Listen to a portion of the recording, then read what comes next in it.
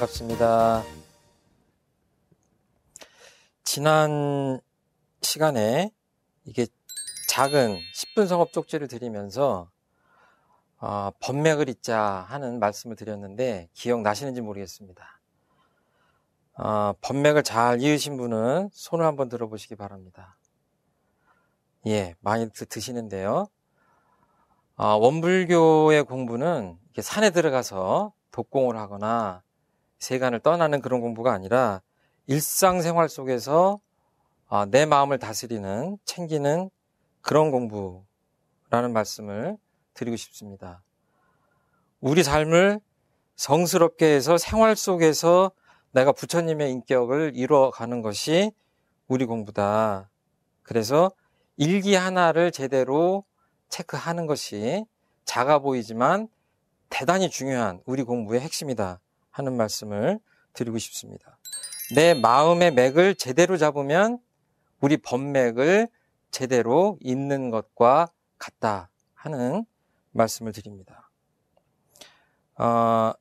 우리 가정과 직장과 사회가 광대무량한 낙원이 되기를 바라는데 그것이 그냥 되는 것이 아니라 내가 반드시 유념하고 그렇게 되도록 실천해야 된다.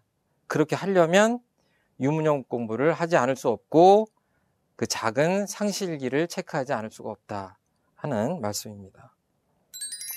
교화대불공을 또는 자신성업봉찬을 거창한 데서 찾을 것이 아니라 10분 성업일기를 자세하게 기록하는 그 간단한 행위에서 찾아보자 하는 말씀을 드립니다. 단장님들께서 우리 단원님들에게 드리는 전화 한 통, 문자 메시지 하나가 그분들의 삶을 바꿀 수가 있다. 이혼하기 직전에 아주 격렬한 싸움을 하고 있는데 단장님께서 부드러운 목소리로 전화 한 통을 할 때 그 부부싸움이 잦아들 수가 있고 그 가정에 행복이 찾아올 수가 있다. 이런 것들이 아주 작은 노력이지만 단원님들의 삶 전체를 바꿔놓을 수 있는 대단히 위대한 성업이 될 수 있다 하는 말씀을 드립니다. 9명의 단원님들을 정성스럽게 챙기는 것이 단장님들의 자신성업봉찬이고 원기 100년의 희망찬 미래를 열어가기 위한 교단의 교화 대불공에 앞장서는 그런 길이다. 멀리서 찾지 말고 내 단원 9명을 잘 불공하는 그 자그마한 노력에서 출발을 하자 하는 말씀입니다. 오늘 지금 공부할 내용은요, 이제 교당 내왕시 주의사항에 대한 내용인데요.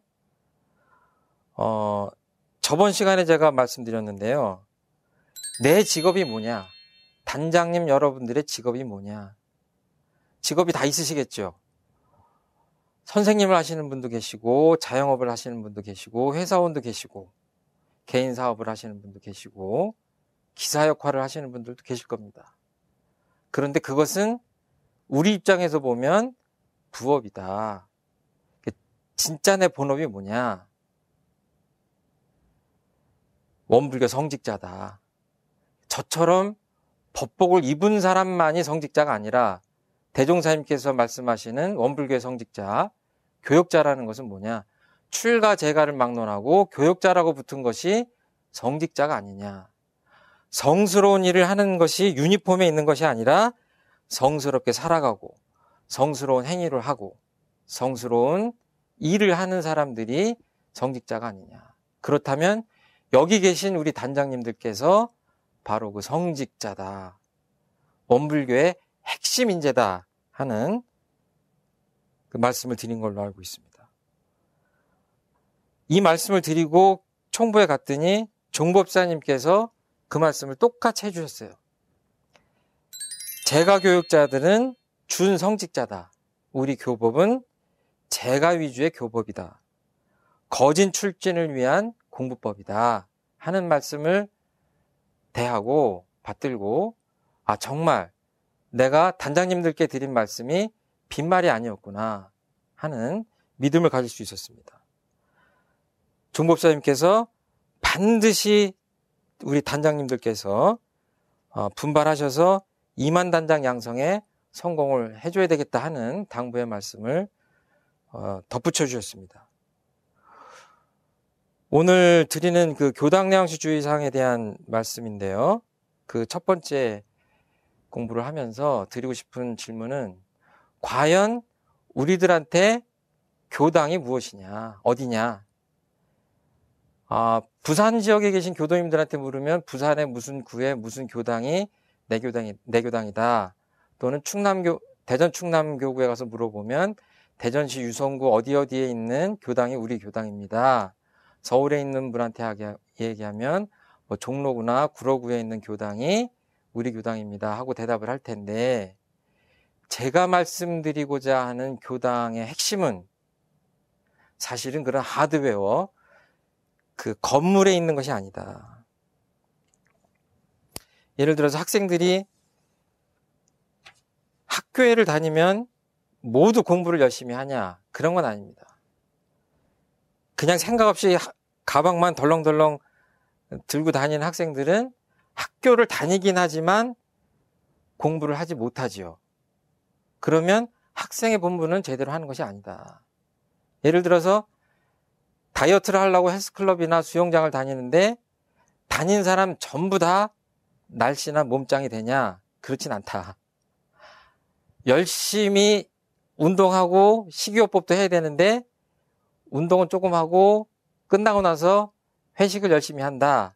이러면 수영장이나 헬스클럽을 아무리 다녀도 살은 빠지지 않는다. 그러니까 헬스클럽은 헬스클럽이 아니죠. 그러니까 수영장에 물이 있다고 해서 수영장이 아니라 수영을 가는 사람이 열심히 그 물에 들어가서 수영을 해야 되겠죠. 교당도 마찬가지입니다. 교당에 그냥 다닌다고 해서 교도가 되는 것도 아니고 그 사람의 운명이 바뀌고 습관이 바뀌고 삶이 불행했다가 행복한 쪽으로 옮겨가지도 않는다. 내 인격도 마음대로 변하는 것은 아니다. 왜? 마음을 담아서 교당을 다녀야 된다. 그러니까 대종사님께서 말씀해 주신 교당 내왕시주의상이라는 것은 교당을 다니는 법, 교당에 제대로 다니는 법을 당부하신 말씀이다. 교당에 오기 전에 해야 될 일이 뭐냐? 화장을 하고 옷을 갈아입고 하는 것이 교당에 오기 위한 준비냐? 그렇지 않죠. 교당 내왕시주의상에 보면 상시응용주의상으로 공부를 열심히 하시다가 오셔야지 교당에 오는 준비가 되는 거다. 그냥 살다가 오면 교당에 다녀도 소득은 없지 않을까 하는 생각입니다. 어떤 분들은 교당에 와서 교무님이 앞에서 좌종을 10번 땡땡땡땡 치고 입정을 하려고 하는데도 교화단 단비를 걷거나 본공에 회비를 걷거나 그렇습니다. 제가 보기에는 그건 아니다. 교당에 무엇 때문에 왔느냐를 유념한다면 그런 행동들이 다 바꿔지지 않겠느냐. 이 본문을 보면 교당 내왕시주의사항 1조라는 것이 어떻게 표현이 됐냐 하면 상시응용주의사항으로 공부하는 중 어느 때든지 교당에 오고 보면 그 지낸 일을 일일이 문답하는 데 주의할 것이요 라고 표현되어 있습니다. 좀 잘라서 보겠습니다. 상시응용주의상으로 공부하는 중, 그러니까 타력과 자력을 아우르는데 자력으로 상시응용주의사항 공부를 하셔야 됩니다. 그러는 중에 교당에 오면 이런 얘기입니다. 그러니까 지난 일주일 동안 어떻게 사셨습니까? 라고 이야기를 할 때 까닭 없이 공부를 하지 않은 분들은 그냥 지낸 일들을 수다 떨듯이 하게 됩니다. 미장원을 다닌 얘기나 반찬거리를 마련한 이야기나 재미있는 드라마를 본 이야기를 그냥 하게 됩니다. 그러면 그것은 법담은 아니다. 교당 내왕시주의사항에서 말씀하는 일일이 문답하자는 그때의 문답은 아니다. 그냥 무언가 많은 이야기를 웃고 떠든 것 같지만 돌아서면 허탈한 그런 것은 수다일 뿐이고 무언가 짤막하지만 까닭 있는 문답을 할 때 교당문을 닫고 집으로 돌아갈 때 무언가 얻은 교당에 온 보람이 있는 그런 대화가 된다.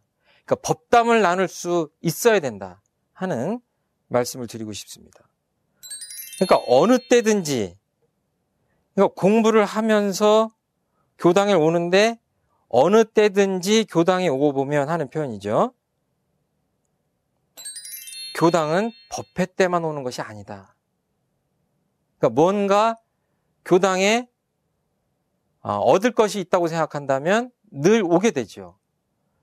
교무님이 아무리 바빠도 이 공부를 잘하시는 분들은 교무님을 졸라서라도 문답을 하게 되고 요즘 같은 세상에는 전화나 이메일로 반드시 문답을 할 수가 있다. 그러니까 마음이 이 문답에 공부에 있지 않으면 사실은 그냥 법회를 가서 좋은 이야기를 듣고 오는 것이 교당이라고 착각할 수가 있다. 근데 우리 교당은 그런 개념이 아니다. 그러니까 기독교의 그런 예배당 같은 개념이 아니라 늘 내가 평소에 공부하는 내용을 가지고 교무님과 문답을 할 수 있어야지 그것이 제대로 된 공부다. 그렇게 유념을 해주셔야 되겠다. 그리고 교당에 오고 보면 하는 표현인데요.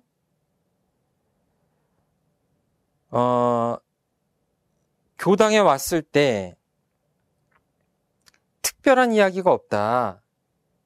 제가 보면 아까 말씀드렸는데 앞에 부분들이 뭔가 잘못됐기 때문에 할 얘기가 없는 거죠. 그러니까 교당에 와서 우리 단장님들은 어떤 일을 해야 되냐면 일단 내가 먼저 교무님과 문답 감정을 할 줄 알아야 됩니다.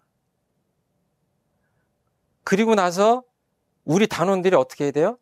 우리 단원들은 단장인 나한테 문답 감정을 할 수 있어야 됩니다. 우리 교무님은 항단장님한테 하고 항단장님은 종법사님한테 하고 그래서 종법사님서부터 밑에 우리 평단원까지 교화단으로 쭉 이어져야 되죠. 교당에 온다는 것이 뭐냐면 그렇게 법맥을 이어서 문답 감정을 하는 과정을 통해서 우리가 하나 되고 깨달음을 얻고 내 인격의 변화를 얻고 결국은 내 삶이 불행한 것이 아니라 행복한 쪽으로 진급하는 것이 우리 교법의 구조다. 그러니까 교당에 오고 보면 법회 때 그냥 설교를 듣고 가는 것이 아니라 어때요? 주로 해야 될 일이 내 삶의 문제를 내 지도인인 상급 단장, 그러니까 여러분들 중급 과정에 오신 단장님들 같은 경우에는 교무님이 상급 단장이죠. 그러면 내가 지도하고 있는 우리 단원님들의 상급 단장은 누구냐? 바로 우리죠. 현직 단장님인 교화 단장님이신데, 그러니까 나도 내 문답 감정을 하느라고 바빠야 되고 우리 단원들도 나한테 문답 감정을 하느라고 분주해야 된다. 그런 문답 감정이 일어나는 곳이 바로 교당이다. 그것이 교당의 본래의 목적이고 기능이다 하는 생각을 해주셔야 됩니다. 그리고 지낸 일을 그냥 대충 문답하라고 하신 것이 아니라 일일이 문답하라고 하셨죠. 일일이 문답한다는 것은 뭐냐면 좀 구체적으로 해야 된다. 예를 들어서 좀 철없는 우리 그 아이들이 고등학교를 들어갔어요. 그럼 부모님들이 궁금해가지고 야, 학교가 어떠냐? 그냥 그래요. 야, 학교 생활하는데 불편함 없냐? 네, 그렇죠, 뭐. 이런 식으로 문답이 일어나면 듣는 부모님 입장에서 어떠세요? 뭔가 대화는 하는데 대단히 궁금하고 답답하고 알고 싶은 것을 얻을 수 없는 그런 대화죠. 왜냐? 구체적이지 않기 때문에 그렇다. 야, 짝꿍은 어떠냐? 성격이 어떠냐? 선생님은 연세가 어떠시냐? 또는 학교에서 무슨 전공을 하셨대냐? 담임 선생님은 성함이 어떠냐? 야, 급식은 맛이 있냐? 이렇게 구체적으로 묻고 아이들이 뭐 반찬이 참 맛있어요. 집에서보다 잘 차려주는 것 같아요. 이런저런 구체적인 얘기를 할 때 궁금증이 풀어주고 그 다음에 또 대화가 이어져서 내가 더 해줄 말이 있죠. 마치 이런 식의 대화처럼 구체적이어야 된다. 그러지 않으면 그냥 안부 정도를 묻죠. 일주일 잘 지내셨습니까? 형식적으로 묻고 예, 별일 없었습니다. 이래 가지고는 교당 내왕시 주의사항이 이루어질 수가 없다. 단장님들께서는 교무님들과 문답하셔야 되고 우리 단원님들은 여러분들과 문답을 하셔야 되고 여러분들은 단원님들의 문답에 응할 수 있을 정도로 평소에 수행과 신앙에 철저하지 않으면 문답다운 문답이 이루어질 수가 없는 것 아니냐. 그러니까 우리들이 먼저 신앙과 수행을 모범을 보이려고 적공을 하고 정진을 하고 유문용 공부하고 이러는 것이 자신성업봉찬이고 그 실력으로 정말 답답한 우리 단원들이 나한테 상담을 해오고 무언가를 물어보고 그리고 공부기를 어떻게 잡을지 물어올 때 내가 가르쳐 줄 수 있고 이런 문답들이 됐을 때 내가 원불교의 지도인이라고 할 수가 있는 게 아니냐. 이 두 가지를 뭉뚱그리면 이것이 크게 보면 성불재중이고 원기 100년을 앞두고 이야기하는 자신성업봉찬이고 하나는 교화대불공이다. 다른 이야기들은 할 수가 있어요. 예를 들어서 비즈니스 이야기를 한다 그러면 사장님이 직원들보다 더 그 상업적 상담을 더 잘할 수 있겠죠. 근데 원불교에서 이 문답감정을 하려면 어떻게 해야 되느냐. 법에 대한 눈을 뜨고 내가 공부기를 먼저 잡고 신앙과 수행에 체험을 하지 않으면 단원님들께 꼭 집어서 방향로를 제시할 수가 없고 어떻게 공부를 하라는 이야기를 할 수가 없다. 그렇다면 지도인이라고 하기가 곤란한 것 아니냐. 그렇기 때문에 단장 역할을 한다는 것은 내가 먼저 뼈를 깎는 노력이 있어야 되고 거기에 바탕해서 자연스럽게 우러나서 단원님들이 내가 묻지 않아도 단장인 나한테 무언가 얘기하고 싶어서 자꾸 가까이 오고 그리고 주변에서 겪은 여러 가지 경계들에 대한 이야기를 허심탄회하게 털어놓으면서 뭔가 단장인 나한테 답을 요청하고 그리고 나는 그것을 너그러운 품으로 따뜻한 마음으로 품어 안고 그동안에 갈고 닦은 신앙 수행에서 얻은 그 지혜와 법력으로 무언가 도움이 되는 이야기를 할 때 우리 단원님들이 우리들한테 도움을 받고 의지처를 삼고 뭔가 기대해 오지 않는 것이냐 하는 이야기를 드리고 싶습니다. 이런 것들이 이루어져야 되겠다. 정말 내가 우리 단원님들에게 9명의 단원들이 겪는 경계들은 그야말로 1000만 가지가 있습니다. 일주일 동안 죽을 고비를 넘는 단원들도 계실 것이고 내가 정말 직장을 때려치우고 싶다 하고 사표를 써서 낼까 말까 하는 경계를 닥치는 그런 단원님도 계시고 이혼 서류에 도장을 찍을까 말까 갈등하는 그런 분들도 반드시 계신 것이 우리 현대인의 삶이다. 자녀 교육 때문에 어찌할 바를 모르고 이 수많은 경계를 닥치는 우리 단원님들께 단장인 우리들이 여러분들이 과연 힘이 될 수 있는가 하는 물음을 던져봐야 되겠다. 그렇게 하려면 내가 먼저 별것 아니지만 저번 주에 나눠준 10분 성업일기라는 그 작은 그 쪽지에 상시일기에 정말 내가 먼저 내 인격 변화를 위해서 목숨을 걸고 한번 유문용 공부를 해보고 그리고 내가 먼저 지도인한테 고민을 이야기하고 문답감정을 구하고 하는 속에서 내가 먼저 성장 경험을 겪어야지 그렇게 우리 단원님들을 챙길 수 있지 않을까 하는 생각을 합니다. 신앙수행에 모범을 보이는 것이 단장님들의 첫 번째 사명이다. 그것이 원불교 100년을 앞둔 교화 대불공을 하자고 하는 우리 교단의 첫 번째 단장님들의 사명이다. 그 안에 자신성업봉찬과 교화 대불공이 함께 갈맞아 있다. 그리고 무엇보다도 상시훈련의 모범을 보이면서 교당내왕시주의상 1조 일일이 문답하는 그런 모범을 보이셔야 되겠다 하는 말씀을 드립니다. 단원님들께서 내 마음 하나를 챙기는 것에서 자신성업봉찬이 이루어지고 거기서 얻는 정말 마음 하나를 다스리니 내 삶이 이렇게 바뀌고 우리 가정이 이렇게 바뀌고 우리 직장이 이렇게 바뀌고 하는 경험 속에서 단원님들에 대해서 뭔가 지도를 해낼 때 그 단원이 행복하지 않을 수 없고 그 단원 모두가 진급하지 않을 수 없고 우리 단원님들이 살아가는 가정과 직장과 사회가 좀 더 낙원으로 변하지 않겠냐 하는 말씀을 드립니다. 감사합니다.